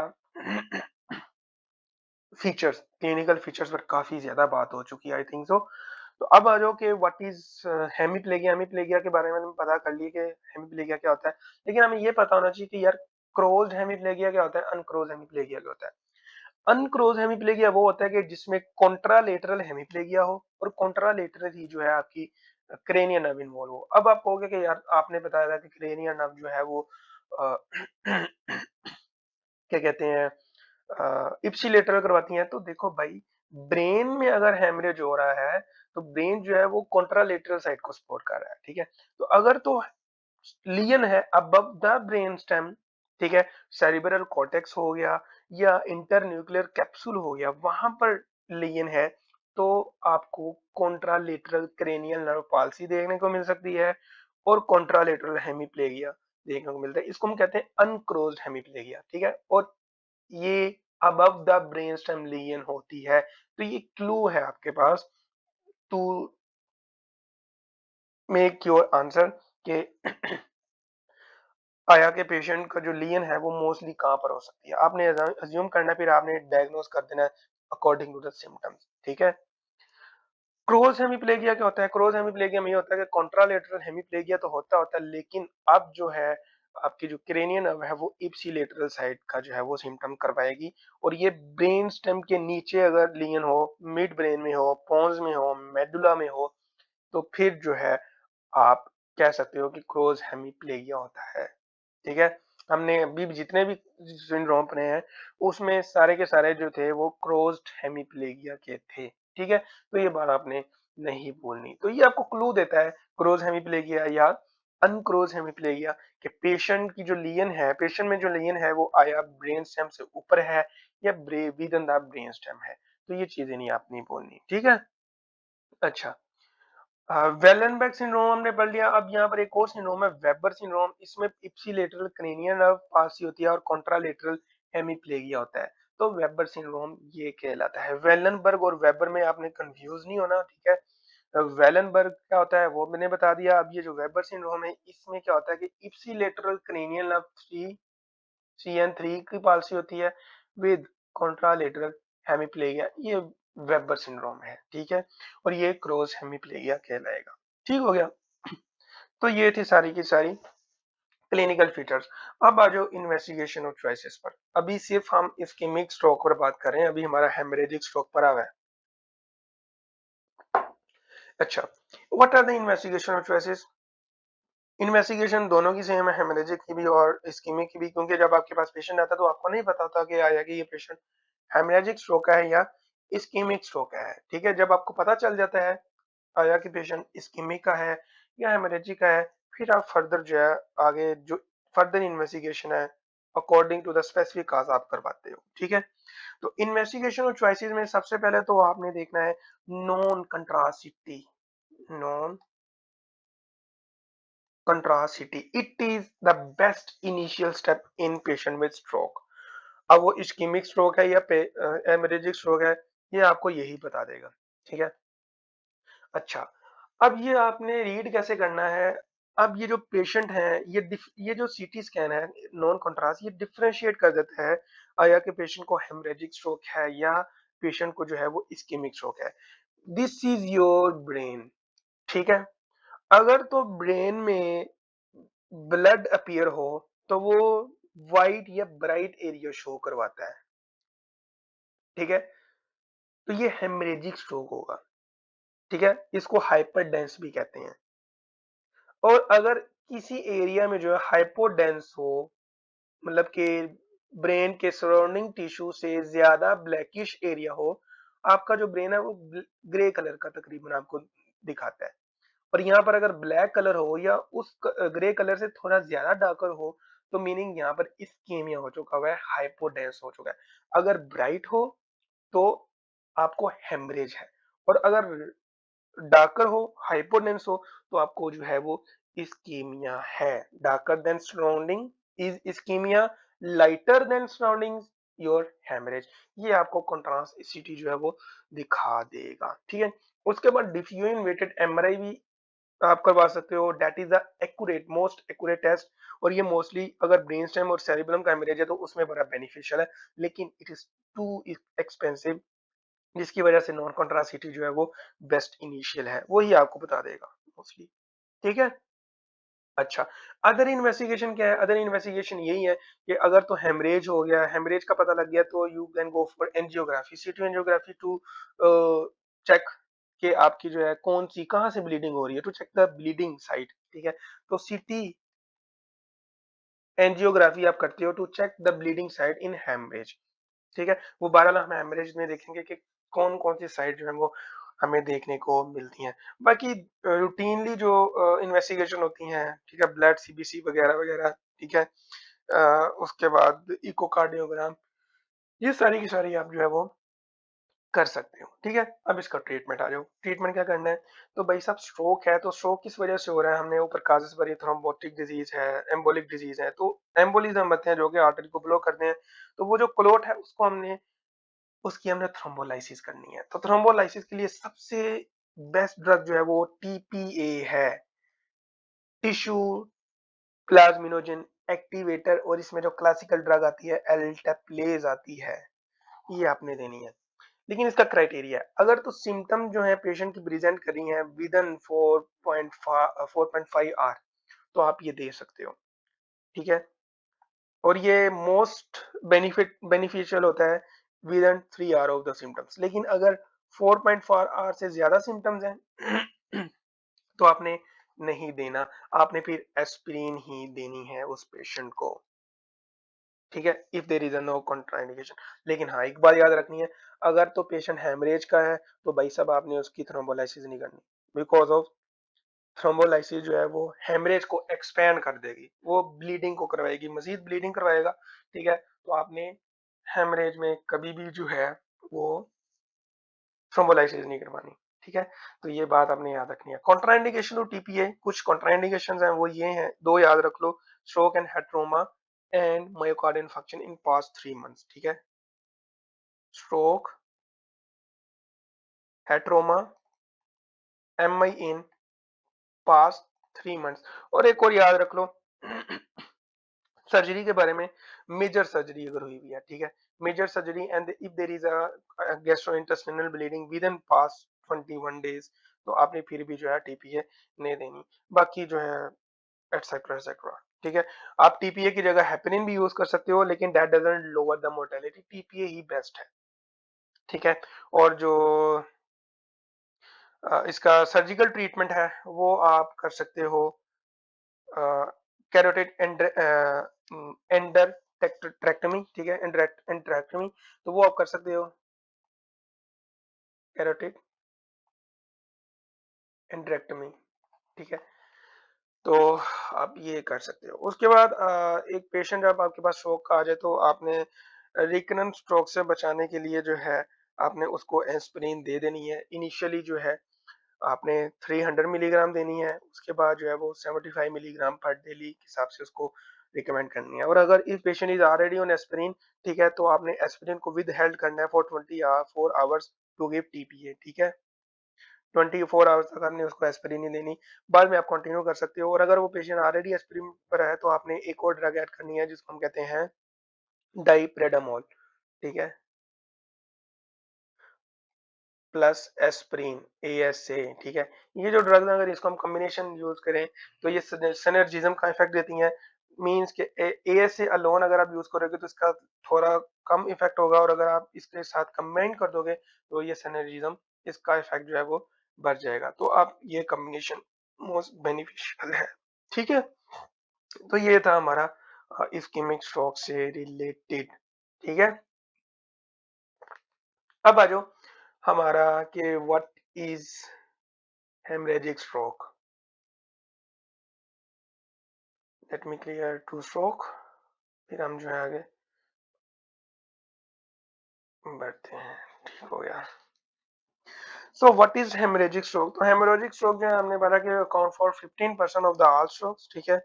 ये फर्दर क्लासिफाइड होते हैं इंट्रा पेरेन्काइमल हेमरेज, ठीक है, जो इंट्राक्रेनियल हेमरेज भी कहलाते हैं, within the brain tissue haemorrhage जिसको कहते हैं, और सब एरिकनोइड हेमरेज भी कहते हैं। इंट्रा पेरेन्काइमल हेमरेज और सब एरिकनोइड हेमरेज। अच्छा, इंट्रा पेरेन्काइमल है और एक्स्ट्रा पेरेन्काइमल भी होते हैं। एक्स्ट्रा पेरेन्काइमल में जो है वो दो आ जाते हैं, ठीक है, एपिड्यूरल एंड सबड्यूरल। इन दो में से आपने सिर्फ एक बात, दो बातें याद रखनी है कि कंट्रासिटी पर हमें क्या फाइंडिंग देखने को मिलती है और कौन सी आर्टरी डैमेज होती है। सिर्फ यही आपको जो है पूछा जाएगा एनआरई में, एपिड्यूरल और सबड्यूरल से रिलेटेड। तो एपिड्यूरल में क्या होता है, एपिड्यूरल में जो है आपकी कौन सी आर्टरी जो है वो डैमेज होती है, मिडल मेनिंजियल आर्टरी जो है वो डैमेज होती है। और इसमें जो आपको सीटी पर जो फाइंडिंग देखने को मिलती है वो लेमन शेप और लेंस शेप जो है वो देखने को मिलती है, ठीक है, लीजन। ये आपने दो बातें याद रखनी है। सब ड्यूरल की बात करें तो उसमें जो है कौन सी आर्टरी डैमेज होती है, ब्रीजिंग आर्टरी, ब्रीजिंग वेन्स, ठीक है, ये डैमेज होती हैं, ब्रीजिंग आर्टरीज डैमेज होती है। और इसमें जो है आपको सीटी में कौन सी लीजन नजर आती है, बनाना शेप या क्रेसेंट शेप भी आप कह सकते हो, बी से ब्रीजिंग, बी से बनाना। और ये सब भी सब ड्यूरल में जो है, एपीड्यूरल में कोई बी नहीं आ रहा, तो सब ड्यूरल में सारे बी जो है यहाँ पर आपने इकट्ठे कर देने हैं। सबसे बी ब्रीजिंग आर्टरी इन्वॉल्व हो रही है, बनाना शेप जो है या क्रेसेंट शेप आपको फाइंडिंग देखने को मिलती है on contrast city, city contrast कह रहा हूँ, नॉन कॉन्ट्रास्ट सिटी में, ठीक हो गया। अच्छा, अब आ जाओ कि what is intraparenchymal haemorrhage, और इसकी जो मोस्ट कॉमन काज है वो है हाइपरटेंशन। ये बात नहीं भूलनी है आपने, ठीक है। और कौन सी साइट इन्वॉल्व हो सकती है, आपकी पुटामेन, ठीक है, मोस्ट कॉमन साइट यही इन्वॉल्व होती है। उसके बाद थैलेमस हो सकता है, उसके बाद सेरिब्रल हो सकता है, सेरिब्रल हेमिस्फीयर पोन्स वगैरह, ये सारी की सारी साइट जो है वो इन्वॉल्व हो सकती है। लेकिन putamen is the most common cause involve in the sorry site involve in the intraparenchymal haemorrhage, ठीक हो गया। इसके क्लिनिकल फीचर्स क्या हैं, इसका clinical feature impairment in level consciousness, ठीक है, एलओसी आपको देखने को मिलता है, वोमिटिंग एंड हेडेक देखने को मिलता है, एलओसी आपको देखने को मिलता है, वोमिटिंग एंड हेडेक देखने को मिलता है, सीजर्स आपको देखने को मिलते हैं, प्रोग्रेसिव फोकल न्यूरोलॉजिकल डेफिसिट देखने को मिलता है डिपेंडिंग ऑन द साइट के कौन सी साइट इन्वॉल्व है, पोन्स इन्वॉल्व है, पुटामेन है, थैलेमस है, एटसेट्रा एटसेट्रा। ठीक है, तो ये सारी की सारी जो है आपको देखने को मिलते हैं क्लिनिकल फीचर्स। ठीक है, बहरहाल इंट्रापेरेन्काइमल हेमरेज में एमसीक्यूज नहीं आता, अगर आया भी तो हाइपरटेंशन का जो कीवर्ड है वो लाजमी होगा, आपने उसी पर जो है वो लगा देना है। सब एरिथमेट में भी होता है लेकिन वहाँ पर बेरी न्यूरिज्म का भी जो है वो जिक्र होता है। इसमें डायग्नोसिस एंड मैनेजमेंट क्या है? मैनेजमेंट डायग्नोसिस वही है, नॉन कॉन्ट्रास्ट आप सीटी करते हो बेस्ट इनिशियल। जब आपको पता लग जाए कि हेमरेज है then you have to go for CT angiography to determine the site of bleeding. तो उसके बाद जो आपको पता लग जाएगा। उसके बाद आप एयरवे प्रोटेक्ट करना है मैनेजमेंट में, अगर ग्लासगो कोमा लेस देन 8 है। पिछले लेक्चर में बता चुका हूँ डिटेल के साथ what is Glasgow coma scale, तो आपने वहां से देख लेना है। ठीक है, उसके बाद इसमें ट्रीटमेंट हमने क्या करना है? इंट्राक्रेनियल हेमरेज है तो आपने हेड एलिवेशन कर देनी है। हॉस्पिटल में जो है ऑटोमेटिक बेड होते हैं जिसको आप मैनुअली जो है वो सेट कर सकते हो, ऑटोमेटिकली भी सेट कर सकते हो एट 30 टू 45 डिग्री। ठीक है, यूं यूं कर सकते हो। ठीक है, एनी कोएगुलोपैथी अगर प्रेजेंट है उसको आपने रिवर्स करना है, विटामिन के दे सकते हो, एफएफ भी दे सकते हो, एटसेट्रा एटसेट्रा। ठीक है, अगर लार्ज साइज का जो अगर तो हेमरेज है then you have to go for surgical decompression जिसको हम कहते हैं डिकम्प्रेसिव हेमिक्रेनेक्टमी। ठीक है, सर्जिकल में क्या जाना करना है आपने? डिकम्प्रेसिव हेमिक्रेनेक्टमी। ठीक है, ये आपने करना है। ठीक है, अगर तो वेरी वेरी मैसिव हेमरेज है। ठीक हो गया, ये था हमारा इंटरपेरेन्काइमल हेमरेज। अब आ जाओ हमारा जो है वो सब एरिकनेट हेमरेज। और इसमें से मोस्टली आपके स्ट्रोक में से या तो आपसे पूछा जा सकता है इस्कीमिक स्ट्रोक क्या होता है या स्ट्रोक क्या होता है, ये पूछा जा सकता है, या आपके पास एमसीक्यूज आता है सब एरिकनेट हेमरेज का। ठीक है, और इसकी जो मोस्ट कॉमन काज है सब एरिकनेट हेमरेज, इसकी जो मोस्ट कॉमन काज है वो है बेरी एन्यूरिज्म। ठीक है, और बेनी एन्यूरिज्म की आगे मोस्टली काजेज हैं, वो कौन सी काजेज है? स्मोकिंग हो सकती है, सिगरेट बना देता हूँ मैं, ठीक है, आपको पता चल जाए। उसके बाद हाइपरटेंशन, ये दो जो है ये मोस्ट कॉमन काज है फॉर बेरी एन्यूरिज्म। ठीक है, उसके बाद पॉलीसिस्टिक अडल्ट किडनी डिजीज भी हो सकती है, अडल्ट पॉलीसिस्टिक किडनी डिजीज एपिकिडे। ठीक है, उसके बाद एल्डर-डायलर सिंड्रोम हो सकता है, इस ये कोलेजन का सिंड्रोम होता है, इसमें जब आपकी आर्टरीज, आप सबको पता है कि वेसल जो है वो कोलेजन से बनी होती हैं। तो बेरी एन्यूरिज्म होता क्या है कि आपके जो ये वेसल है यहाँ से रप्चर, ये रप्चर हो जाती, उन्हीं का इंटरना जो है ये रप्चर हो जाती है, ब्लड ये यहाँ पर एक्यूमुलेट होना शुरू हो जाता है, ये फिर फूलता जाता है। इसकी कैपेसिटी होती है, जारी बात है ब्लड एक्यूमुलेशन होती जाएगी, एक वक्त आएगा ये फट जाएगा। ठीक है, तो बेनी एन्यूरिज्म में जो है आपको देखने को मिल सकता है। उसके बाद Marfan syndrome, it is also a collagen disorder. ठीक है, उसके बाद न्यूरोफाइब्रोमेटोसिस टाइप 1। ठीक है, एनएफ टाइप 1 में आपको ये एक मोस्ट कॉमन का है बेरी एन्यूरिज्म की, लेकिन ये नहीं आपने बोलनी हाइपरटेंशन एंड स्मोकिंग। ठीक है, अब ये बेरी एन्यूरिज्म की मोस्ट कॉमन लोकेशन क्या है? That mean circulation of your circular Willis. ठीक है, सिर्फ मैं इंटीरियर साइड की बना रहा हूँ, पीछे आपकी ये सारी बेसिलर आर्टरी स्टार्ट होगी। ठीक है, पीसीए वगैरह स्टार्ट होगी। ठीक है, अच्छा, एसीए ये आपकी कहलाती है एंटीरियर कम्युनिकेटिंग आर्टरी। ठीक है, एसिया एसीए ये भी एसीए कहलाएगी। ठीक है, लेकिन इंटीरियर सेरिब्रल आर्टरी भी होती है, इसकी दो डिवीजन होती हैं, एक होती है ए1 ये वाली, ठीक है, और एक होती है ये वाली ए2। इसका जो जंक्शन होता है बिटवीन अंटीरियर सेरिब्रल आर्टरी और इंटीरियर कम्युनिकेटिंग आर्टरी के दरमियान, वहां पर ये बेरी एन्यूरिज्म आपको देखने को मिल सकते हैं, लाइक यहाँ पर ये वाला हिस्सा जो है। ठीक है, यहाँ पर ये जो है बेरी एन्यूरिज्म होने के ज्यादा चांसेस होते हैं। ठीक है, क्लिनिकल फीचर्स वेरी इंपॉर्टेंट है, इस क्लिनिकल फीचर के बगैर जो है वो हेनरी में एमसीक्यूज नहीं आता। यू कैन से कि कीवर्ड है, और कीवर्ड के बगैर जो है वो क्वेश्चन जो है वो कंप्लीट ही नहीं होता। तो कीवर्ड ये है कि abrupt onset intensely painful thunderclap head का वो पेशेंट कहता है मुझे हो रहा है। Thunderclap, headache. और आम वर्डों में अगर पेशेंट वो डिस्क्राइब करे तो वो कहेगा कि ये मेरी जिंदगी का सबसे खतरनाक सर दर्द मुझे हो रहा है, worst headache ever in my life, ठीक है, worst headache of my life. तो ये क्लासिकल हार्मार्क है सबरेकनेट हेमरेज का, ठीक है। कुछ पेशेंट में आपको एलओसी देखने को मिलता है, लाइन ऑफ कंट्रोल नहीं, लॉस ऑफ कॉन्शियसनेस, ठीक है। 20 टू 25% 20 टू 50% के केसेस में जो आपको एलओसी देखने को मिल सकता है। साइन ऑफ मेनिंजियल इरिटेशन बड़ा इंपॉर्टेंट है, इनमें आपको देखने को मिलता है मेनिंजियल इरिटेशन। और इसके कौन कौन से साइन है? 3 साइन है। फोटोफोबिया आपको देखने को मिल सकता है, नेक स्टिफनेस देखने को मिल सकती है, वोमिटिंग देखने को मिल सकती है। ये 3 नहीं बोलना है, photophobia, vomiting and neck stiffness, ठीक है। मेनिंजियल इरिटेशन को ये जो है प्रेजेंट करते हैं। डायग्नोसिस क्या है? डायग्नोसिस वही है जो पहले बता चुका हूँ, best initial it is always a सीटी, ठीक है। उसके बाद आपने सीटी एंजियोग्राफी करनी है, ठीक है। लेकिन यहाँ पर आप लंबर पंक्चर करते हो, एलपी करते हो, it is an investigation of choice, investigation of choice. क्यों? क्योंकि सब एरेकनेट हैमरेज जब होगा तो एरेकनेट स्पेस में जो है वो ब्लड आएगा, वहां पर आपका सीएसएफ जो है फ्लो कर रहा है। तो जब आप लंबार पंक्चर करोगे तो जब सीएसएफ निकालोगे तो वो येलो कलर का आपको देखने को मिलेगा। येलो का क्यों देखने को मिलेगा? बिकॉज ऑफ ब्लड की जो है वो हिमोलाइसिस हो जाती है विद इन द सीएसएफ।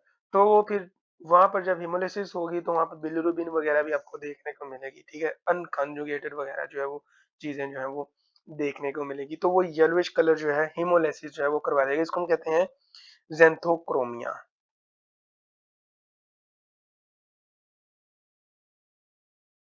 ठीक है।